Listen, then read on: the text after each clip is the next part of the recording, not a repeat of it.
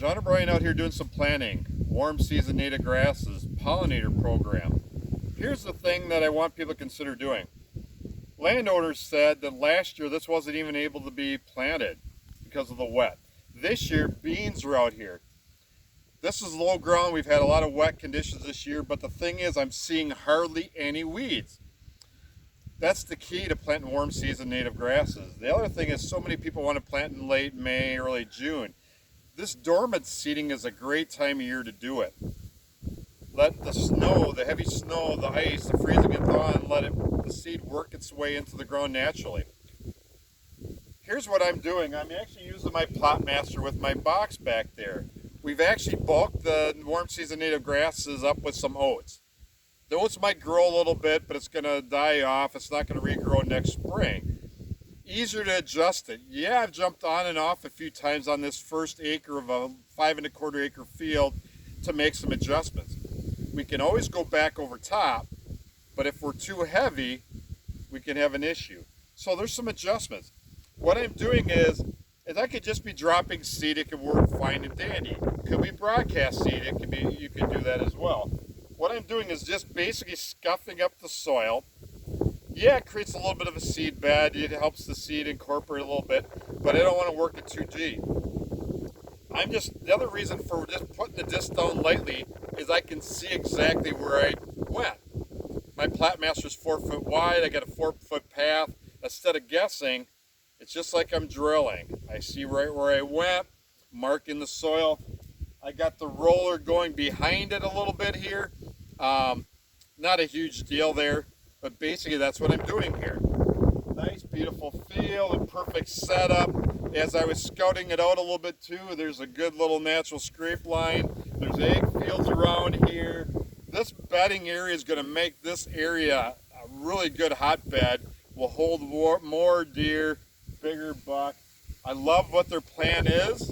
And again, people overlook those forbs also are food for deer. Some of these forbs deer love to eat as well. So it's not just bedding, it's also pollinating and food. So I'll have the cameraman just kind of have him shoot me as I'm making one little pass around here. Just see how I'm doing it. Stay tuned.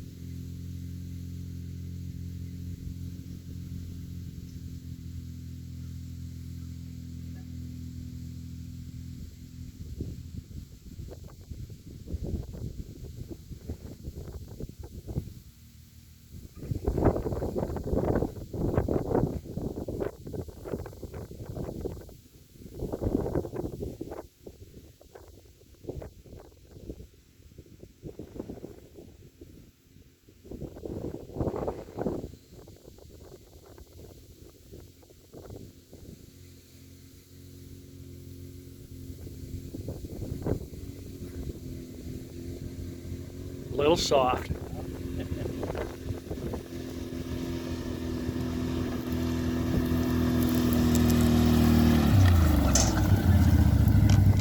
And the one thing is I got a drill, but I love using the plot master today because we've had a lot of rain and it's pretty wet. So again, I'm glad I didn't do this a few days ago. It's pretty good timing. It's excessively warm here in November.